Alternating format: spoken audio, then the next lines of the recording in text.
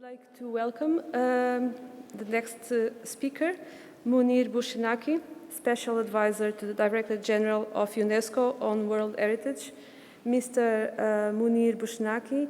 is an Algerian archaeologist, former director of the Arab Regional Center of World Heritage, and has a vast experience as a Director General of ICROM, Assistant Director General for Culture at UNESCO, and among other positions he holds.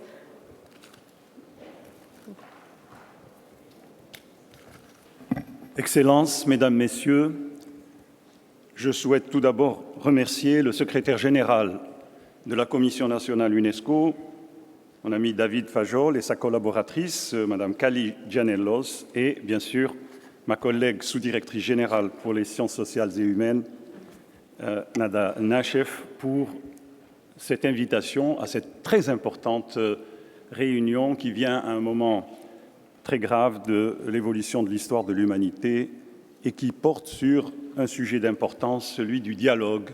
entre l'Europe et le monde arabe. Je voudrais commencer par une citation de Paul Valéry qui écrivait en 1939 dans La liberté de l'esprit, « Le même navire qui apportait les marchandises et les dieux,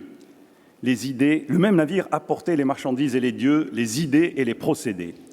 Combien de choses se sont développées sur les bords de la Méditerranée par contagion ou par rayonnement. Ainsi s'est constitué le trésor auquel notre culture doit presque tout, au moins dans ses origines. Je puis dire que la Méditerranée a été une belle machine à fabriquer de la civilisation. » Fin de citation. En faisant référence ici à l'UNESCO, au patrimoine culturel et à la diversité culturelle comme vecteur indispensable du dialogue euro-arabe et à la réconciliation dans les situations de post-conflit, on ne peut ignorer la profondeur des divergences et des malentendus qui se sont hélas accentués depuis quelques décennies entre les deux rives de la Méditerranée,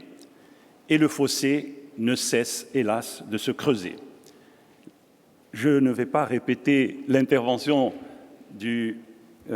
conseiller de Madame la Directrice Générale, M. Metin, sur ce qu'il a dit, mais je crois que nous allons tous dans ce même sens, dans cette même analyse. C'est pourquoi cette conférence est importante et il est indispensable de relancer les initiatives publiques et privées en vue de lutter contre les stéréotypes et à promouvoir la tolérance, la compréhension de l'autre, aussi bien en Europe que dans le monde arabe. Je me souviens qu'en 2011, dans une conférence organisée à Monaco, qui porte le titre des Rencontres internationales Monaco et la Méditerranée, j'avais posé cette question de savoir si la Méditerranée, après avoir joué un rôle primordial dans le développement des civilisations qui ont enrichi tout son pourtour et les héritages millénaires dont elle a été porteuse, si cette Méditerranée sera à même de générer une nouvelle culture, un nouvel espace d'échange et de dialogue. Alors que le monde contemporain, de plus en plus interconnecté, ressemble à ce qu'on a désormais comparé à un village global grâce à la révolution numérique et au développement des nouvelles technologies de l'information et de la communication, ainsi que des voyages qui se développent,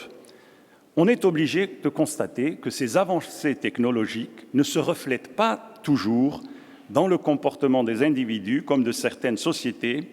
dans ce qu'on appelle simplement le vivre ensemble. Et cela, en dépit des efforts menés par l'UNESCO, par l'intermédiaire de programmes ambitieux et visionnaires que je souhaite très rapidement rappeler, qui sont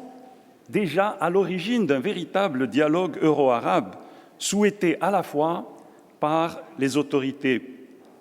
politiques, mais aussi par les associations de la société civile. J'aimerais rappeler que l'une des réponses apportées par l'UNESCO au lendemain de la destruction spectaculaire des Bouddhas de Bamiyan en mars 2001 et des événements tragiques du 11 septembre 2001 à New York a été l'adoption à l'unanimité ici, à l'UNESCO, par la conférence générale de ce qu'on a appelé la Déclaration universelle sur la diversité culturelle.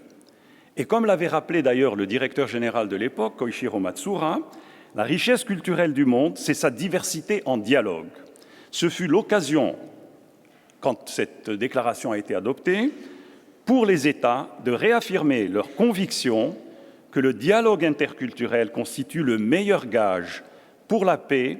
et pour rejeter catégoriquement la thèse de conflits inéluctables de culture et de civilisation. Il faut rappeler également que l'article 7 de ces déclarations porte sur l'importance du patrimoine culturel qui est aux sources de la créativité. Chaque création, est-il indiqué, puise aux racines des traditions culturelles et s'épanouit au contact des autres. C'est pourquoi le patrimoine dans toutes ses formes doit être préservé, mis en valeur et transmis aux générations futures en tant que témoignage de l'expérience et des aspirations humaines afin de nourrir la créativité dans toute sa diversité et d'instaurer un véritable dialogue entre les cultures. Alors, qu'en est-il du dialogue euro-arabe et de quelle manière le patrimoine culturel peut en être le moteur? Il faut rappeler que parmi les opérations qui ont été lancées ici à l'UNESCO, il y a eu un plan qui continue d'ailleurs, qui s'appelle le plan Arabia, lancé par Federico Mayor en 1990 et qui portait sur la contribution et le maintien de la paix et de la sécurité, qui sont les missions essentielles de l'UNESCO depuis sa création avec les Nations Unies, et que sur le plan politique, l'UNESCO a bien entendu suivi la déclaration de Barcelone de 1995. Je voudrais d'ailleurs ici citer un journaliste français, Paul Baltin, qui a été longtemps journaliste en Algérie, comme correspondant du journal Le Monde, et qui écrivait à ce moment-là « Paradoxalement, la dimension culturelle de la déclaration de Barcelone, adoptée par la conférence euro-méditerranéenne, a été, sauf en Espagne et au Portugal, ici je salue notre présidente du Portugal, généralement ignorée par les médias. La première conférence ministérielle qui a réuni les ministres de la culture à Bologne a été consacrée à la préservation du patrimoine culturel, et dès la seconde conférence organisée à Malte, il avait été réaffirmé que, sans une mise en œuvre ample et résolue de sa dimension culturelle, le projet euro-méditerranéen perdrait ce qui, précisément, fait son originalité. Un autre projet qui a été porteur ici, ça a été le projet El Andalus, projet des Andalousies, qui réunissait à la fois l'Espagne et le monde arabe, et qui a permis d'établir un dialogue important, montrant comment pouvaient coexister toutes les communautés à l'époque de ce grand moment de l'Andalousie. Et notre collègue Doudou Diène avait publié à l'époque un ouvrage qui porte le titre « Les routes de l'Andalous, patrimoine commun et identité plurielle ». Pour l'apport du patrimoine culturel à ce dialogue, plus nécessaire que jamais dans le contexte que vit le monde en cette fin d'année 2016, et cela a été rappelé par mon collègue du musée du Bardo, mais aussi par la première intervention de M. Metin, il faut reconnaître que nous vivons depuis quelques années une aggravation de ce qui a commencé en réalité à la fin décembre 1991, quand une ville du patrimoine mondial, Dubrovnik, a été bombardée. Ce n'était ni une ville stratégique, ni un établissement où il y avait des casernes, et pourtant, il a été la cible de destruction. Et ça, nous l'avons vu, nous l'avons suivi ici à l'UNESCO de façon systématique avec les destructions dans l'ex-Yougoslavie, en Bosnie-Herzégovine, en Croatie. J'ai été témoin de ce qui s'est passé dans la ville de Vukovar, j'ai été témoin à Sarajevo, à Mostar, et ensuite, on a vu bien sûr les destructions qui ont eu lieu au Liban pendant cette longue guerre qui a touché beaucoup de monuments, et en particulier le musée national de Beyrouth, qui était en ruine en 1991. On a suivi le développement de la crise cambodgienne avec des destructions et des vols d'objets en grande quantité. Alors tout cela, si vous voulez, entre dans ce que le patrimoine culturel peut apporter à la fois dans une situation de paix, dans une situation de vie normale, mais aussi en situation post-conflictuelle. Alors, si l'on retourne au dialogue euro-arabe, le dialogue euro-arabe, il se fait autour d'une mer, la mer Méditerranée, qu'on appelait dans l'Antiquité le Mare Nostrum, que l'on a appelé en arabe Bahr al-Abyad al-Mutawassit, cette mer blanche du milieu qui s'ouvre sur 3 continents, l'Afrique, l'Europe et l'Asie, et vers laquelle, dès l'Antiquité, tout a convergé. On y retrouve les épopées des peuples de la mer, les Phéniciens, les Grecs, les Romains, mais aussi les populations du Nil et du croissant fertile. C'est à l'orient de cette mer que sont nées les 3 grandes religions monothéistes. Les traces des monuments sacrés de ces 3 religions parsèment l'ensemble des pays de la Méditerranée, au nord comme au sud. La connaissance de ces religions, leur appréciation par tous, représente à nos yeux un des éléments importants dans la réduction de certaines haines que l'on voit hélas se développer avec l'extension des fondamentalismes et des replis sur soi. Comment ne pas penser aux innombrables églises paléochrétiennes qui font la richesse des sites archéologiques du Maghreb, par exemple, notamment les basiliques décorées de mosaïques et de fresques et de leurs annexes dans des vestiges qui marquent le paysage urbain de Carthage, d'Hippone, de Tipaza, de Volubilis.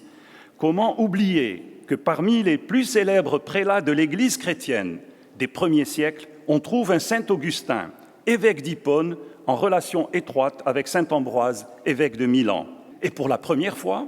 un colloque international sur la vie et l'œuvre de saint Augustin. Monseigneur Henri Tessier, actuel archevêque émérite d'Alger, a rappelé à cet égard qu'un débat national s'est alors établi pour savoir dans quelle mesure un évêque chrétien, docteur de l'Église, pouvait prendre sa place dans le patrimoine national d'un pays arabo-musulman. Voilà donc un exemple de dialogue euro-arabe qu'il faut suivre et encourager pour tous ceux qui ignorent que les racines de l'Europe ne sont pas seulement limitées au seul pays du nord de la Méditerranée. Des initiatives similaires se développent et s'appuient sur l'histoire et l'archéologie pour démontrer le sens profond de la rencontre et du dialogue euro-arabe. Elles cherchent à réunir représentants du Sud comme du Nord de la Méditerranée, notamment autour du thème tourisme et patrimoine culturel. À cet égard, je peux citer 2 exemples que j'ai bien connus en Italie. Un à Paestum, ville du patrimoine mondial, grand site archéologique au sud de Naples, où chaque année, il y a l'organisation d'une bourse méditerranéenne du tourisme archéologique. Et nous avons ici un des éminents représentants, l'ancien ministre de la Culture d'Italie, mon ami Francesco Rutelli, qui a été l'un des moteurs de cette bourse qui réunit à la fois les pays, les archéologues et les spécialistes du patrimoine des pays du Nord et les archéologues et les spécialistes des pays du Sud. Et c'est un moment important, chaque année, en octobre, que se déroule cette réunion, patronnée par l'UNESCO, patronnée par l'ICROM, et qui a obtenu également le patronage de l'UNESCO, du ministère de la Culture, de la présidence de la République italienne et de la province de Salerno. Le deuxième exemple, c'est à Florence, une autre ville du patrimoine mondial, où une association privée, la famille Del Bianco, qui a créé un programme portant sur Life Beyond Tourism en anglais, la vie au-delà du tourisme, et qui s'est lancé d'abord en direction des pays d'Europe de l'Est, après la chute du mur de Berlin, et qui a aujourd'hui étendu son action en direction du monde arabe, avec la signature d'un accord avec le Centre régional arabe pour le patrimoine mondial. Et bien sûr, je voudrais citer un des grands projets qui a été lancé en France, le MUSEM, le musée de Marseille, sur les cultures, sur les civilisations de l'Europe et de la Méditerranée, et dont le premier directeur, mon ami Michel Collardel, écrivait « Comment prétendre sérieusement que la Méditerranée n'a rien à voir avec l'Europe, voire avec ses confins septentrionaux et orientaux, alors que l'histoire tout entière, depuis la préhistoire, témoigne de mouvements quasi continus de population, de circulation, de marchandises, d'emprunts culturels de toutes sortes. » Et pour conclure, je voudrais encore une fois rappeler que beaucoup d'associations se sont mises en place en Méditerranée, la Fondation Anna Lindh à Alexandrie, l'organisation qui vient d'être mise en place par le ministre Rutelli en Italie, l'Observatoire Pharos, ici, en France, présidé par d'éminentes personnalités scientifiques, Mireille Delmas-Marty, Hélène Carrère-Dancos. Je crois que nous devons vraiment travailler dans cette direction, c'est-à-dire associer les jeunes, et là ils sont bien représentés, parce que c'est au niveau des jeunes et au niveau de l'éducation, cela a été dit, mais il faut le répéter et le répéter. Mes collègues de l'ALEXO, l'Organisation arabe pour l'éducation, la science et la culture, en parlent souvent. Je vais en parler la semaine prochaine avec les ministres arabes qui participent aux réunions de l'ALEXO pour expliquer que dans nos curriculums, dans nos curricula de l'éducation, on doit insister sur la connaissance de toutes les cultures, de toutes les civilisations, et non pas se limiter uniquement à un espace confiné. Et pour conclure, bien sûr, en exergue de cette réunion, Madame Bokova écrit « Le dialogue est le lien vital à la compréhension et au respect. Il est la base de la coopération et de l'action collective. Nous devons partager des solutions, des expériences, mais aussi des rêves. Il faut essayer de rêver à un monde meilleur, à un monde où on n'écoute pas que des informations, nous parlons de bombardements, de tueries, de peuples, de populations qui quittent leur pays, qui abandonnent tout, qui quittent leur patrimoine, aussi bien matériel qu'immatériel. Nous devons travailler au sein d'une même communauté cimentée par les droits de l'homme et les libertés fondamentales. Je vous remercie pour votre attention.